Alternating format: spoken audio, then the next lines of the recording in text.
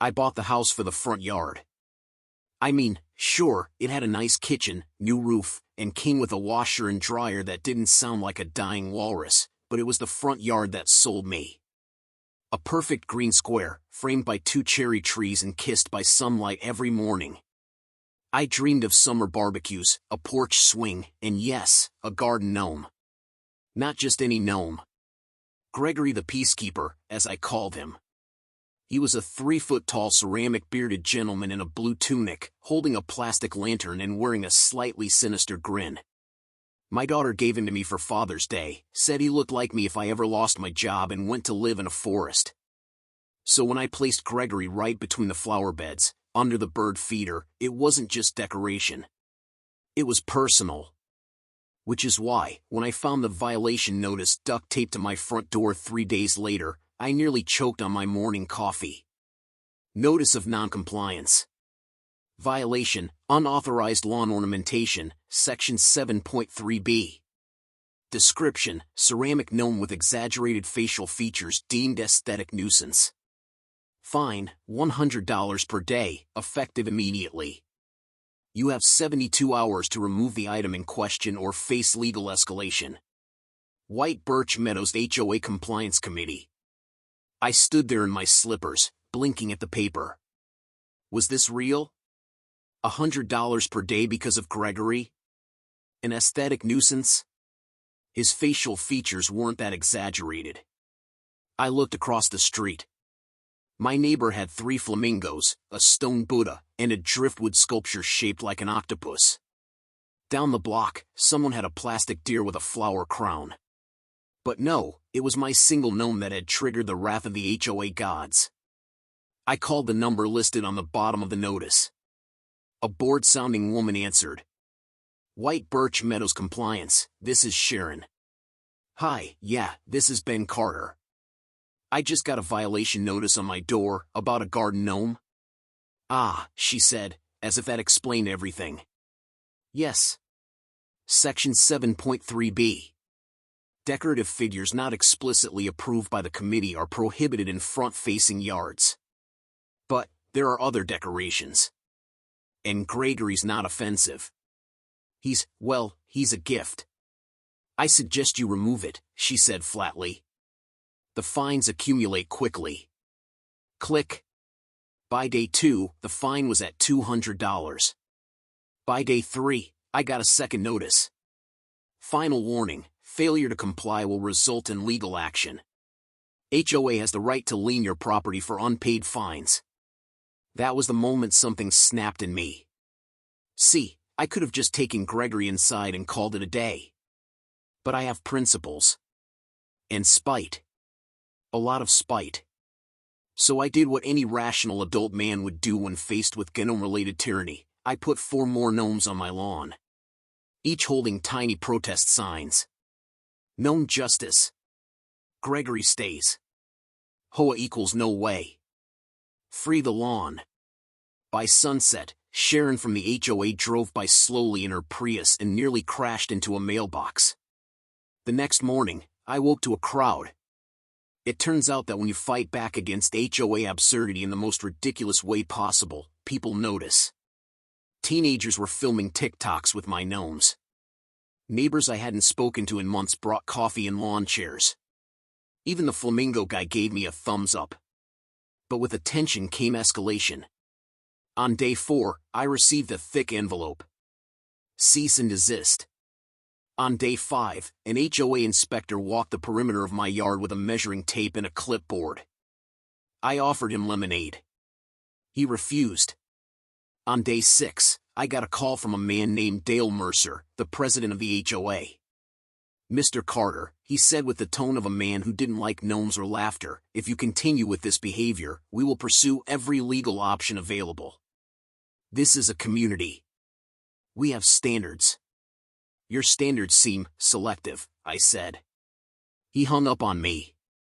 So I started digging. Not just metaphorically, literally. Behind the roses, I buried a tiny treasure chest next to Gregory, marked HOA Secrets. It was empty, but it drove Sharon insane. Metaphorically, though, I started researching. I requested the HOA bylaws. I dug into the financial reports. I talked to neighbors, current and former board members. And what I found? Well, let's just say Gregory wouldn't be going anywhere. Because the HOA was about to crumble under its own absurd weight. If you've never read HOA bylaws for fun, you're not missing much. The official White Birch Meadows handbook was 76 pages of mind-numbing legalese, passive-aggressive language, and formatting straight out of a 1990s word processor. But somewhere around page 32, tucked between acceptable fence colors and holiday lighting duration, I found it. 7.3b Decorative lawn figures. Lawn ornaments not pre-approved by the HOA Aesthetics Committee are prohibited in all front-facing yards. Figures that depict humans, animals, mythical creatures, or symbols are subject to evaluation. I flipped to the list of pre-approved decorations. It had 2 items. Small bird bats, maximum 18 inches in diameter. White stone spheres, 12-inch max. That's it. No deer, no flamingos, no gnomes. No joy. I highlighted the section, printed it out, and took a walk around the neighborhood. What I saw both infuriated and delighted me. A cherub statue peeing into a koi pond. A metal rooster the size of a golden retriever. A literal dragon carved out of driftwood on one guy's porch. Flamingos were everywhere. And none of it was pre-approved. So I started taking pictures. With timestamps. With addresses. I knocked on a few doors and asked polite, neighborly questions like, "Hey, did you ever get fined for that statue of Poseidon eating ice cream?" Most of them had no idea the rule even existed. Back home, I pinned the HOA handbook open to page 32 on my bulletin board. Gregory stood at my side like a tiny general. I was building a case. The next step was the HOA's financials, which were supposed to be public for all homeowners. After a formal written request and 2 ignored emails, I drove down to the HOA office myself. It was a beige trailer near the community park with a faded sign, White Birch Meadows Association Office. The door was locked. Lights off. But I saw someone moving behind the blinds. I knocked. No answer. I knocked again. Nothing. Then I walked around the side and spotted a pile of garbage near the window, and on top, a black binder labeled WBMA, Budget Reports 2021 to 2023. Jackpot. I didn't take it. I took photos. Every page. Every handwritten scribble. Every correction made in red pen. When I got home, I spent the entire night reviewing it like I was cramming for a law exam. By sunrise, I'd found something. The HOA was charging every home $800 per year in dues. With 110 homes in the community, that came to $88,000 a year. That part added up. But the expenses didn't. Landscaping, $48,000, yet our grass was mowed by a retired guy named Hank for $100 a week. Consulting fees, $12,000, to whom? Holiday lighting, $5,600, for one inflatable snowman? Worse, the compliance budget, the one used to hire inspectors like the clipboard guy, was $18,000. Which meant they were paying people to harass me over a gnome. Where was all this money going? I brought the binder photos to my neighbor, Marcia, who used to be on the HOA board before she quit over the bullsh**. She made me coffee and laughed so hard she choked on her toast. "This is it," she said. "This is the garbage I warned them about. They're double reporting costs and siphoning off the rest." "To who?" I asked. Marcia gave me a look. Dale Mercer's wife runs a landscaping company out of her sister's garage. That $48,000 goes straight to her. I sat back in my chair, stunned. "So, Gregory's a threat to the whole racket?" She nodded. "Yep. You kicked the wrong gnome." That night, I printed flyers. HOA Town Hall, this Saturday, 5 p.m., Carter's Lawn. Topic: Where's our money going? Featuring Visual evidence. Budget breakdowns. Complimentary lemonade. Greg the Gnome. I slipped the flyers into every mailbox myself.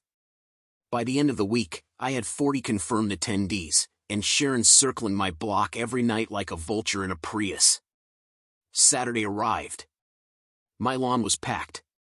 Gregory had a custom-made whistleblower sash. I stood in front of a folding table with charts, receipts, printouts, and the HOA handbook enlarged to poster size. I had one sentence written in bold on the top. Why are we paying $88,000 a year? And then I started speaking. Thank you all for coming, I began, hands shaking slightly as I held the microphone. Okay, it was a karaoke mic plugged into a Bluetooth speaker. I know some of you came for lemonade and gossip, but I promise this'll be worth your time. Lawn chairs creaked. Someone whispered, he's the gnome guy. I took a breath. This, I said, holding up the binder of budget photos, is where our money is going. Or rather, not going. I projected screenshots onto a big cardboard display. Laughter rippled through the crowd when they saw the $5,600 holiday lighting entry. Now, most of you probably thought our HOA dues were paying for landscaping, community improvements, maybe even safety patrols. What if I told you the same retired guy, Hank, is being paid $100 a week to mow the entire neighborhood? Gasps. And what if I told you that our landscaping budget is $48,000? And that the landscaping company is registered under the name of the HOA president's wife? That one landed like a thunderclap. Marcia stepped forward. I served on the board 2 years ago. When I asked why we weren't getting competitive bids for services, Dale told me, and I quote, "It's easier when it stays in the family." The murmurs turned into outrage. Someone shouted, "That's embezzlement." Another, "Is that even legal?" A third, "Where do I get a gnome like his?" I smiled. Look, I'm not trying to burn down the whole neighborhood here. But I was fined for putting a gnome on my lawn, while the people doing the fining were quietly funneling our money into their own pockets. There was a silence. Then someone clapped. Then another. Within seconds, the whole crowd was cheering. Then Dale showed up. He parked crookedly across my driveway and stepped out of his BMW like he'd just walked off a courtroom drama. Tan blazer. Aviator sunglasses. Permanent scowl. "What is this?" he barked. "A block party or a smear campaign?" I held up the binder. "This is transparency." Dale's lip curled. "You have no right to call this meeting. It violates HOA protocol." According to Section 12.1, I replied, "Any homeowner may convene a public forum on HOA matters with 48 hours notice." I gave 72. Marcia shouted from the crowd, "We're done with your scams, Dale." Someone threw a lemon at his feet. It bounced off the driveway and hit his car. I tried not to smile. Dale looked around and realized something terrifying. He was outnumbered. For the first time in years, the community didn't fear him. That night, I received a hand-delivered envelope. Notice of emergency board meeting. Date, Sunday, 9 a.m. Location, HOA office. Topic, internal misconduct investigation. They tried to get ahead of it. I went anyway. With Marcia. And a printed packet of everything I'd uncovered. The meeting lasted 2 hours. Dale tried to talk his way out. Sharon said I was undermining community unity. The treasurer resigned on the spot. By noon, a motion had been made and seconded. Dale Mercer was removed as HOA president. Sharon quit. The books were frozen pending external audit. Gregory got a new sign that day. Gnome justice served. You'd think removing the HOA president would be the end of it. It wasn't. With Dale gone and Sharon vanished into the suburban ether, the board scrambled like headless chickens. They appointed an interim president, Todd Rivers, a man whose main qualifications were that he owned a pressure washer and didn't like confrontation. Todd called me 2 days later. His voice was shaky. "Ben, we're getting a lot of heat. Some members think this whole Gnome thing has turned into a witch hunt. They're asking for a moratorium on all fines. Sounds like a great idea, I said. Also, someone egged Dale's house last night. And someone else glued gnomes to Sharon's mailbox. I paused. Wasn't me. Though I admire the creativity. He sighed. Look, officially, we're putting all enforcement actions on hold. But the damage is done. People are angry. The county is now asking questions about our finances. There might be legal consequences. I leaned back in my chair. Then maybe it's time the HOA started serving the community instead of policing it. Todd was quiet for a moment. You want to join the board? I laughed so hard I dropped my phone. Despite the official ceasefire, the HOA's compliance inspector didn't get the memo. Clipboard guy, his real name was Randy, but nobody cared, was still making rounds. On Thursday morning, I caught him measuring the distance between a mailbox and a sidewalk. I waved. He scowled and kept measuring. That afternoon, 4 of my neighbors received new violation notices.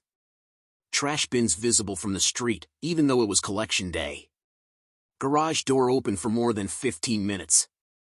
Wind chimes too loud. Unapproved bird feeder style. Yes, apparently your bird feeder can be too rustic. People were furious. So I came up with an idea. On Saturday morning, I hosted the first ever HOA violation parade. Every neighbor who had received a ridiculous fine brought the offending item to my lawn. The wind chimes. The trash bins. One woman even dragged over her mailbox to prove it was regulation height. We turned it into a festival. Gregory the Gnome wore a sash that said Parade Marshal. I handed out flyers titled Know Your Rights, Fighting HOA Nonsense. Local news showed up. A camera crew from Channel 9 did a full segment. Garden Gnome sparks revolt in White Birch Meadows. I became a minor internet celebrity. My inbox was full of people across the country with their own HOA horror stories. Someone in Arizona sent me a photo of a fine cactus. The HOA board, meanwhile, was imploding. Todd begged me to help calm things down. So I made a proposal. At the next official HOA meeting, attended by more than 80 residents, I stood up with a motion. I proposed the dissolution of the current enforcement committee and the redrafting of all aesthetic regulations by a community vote. People cheered.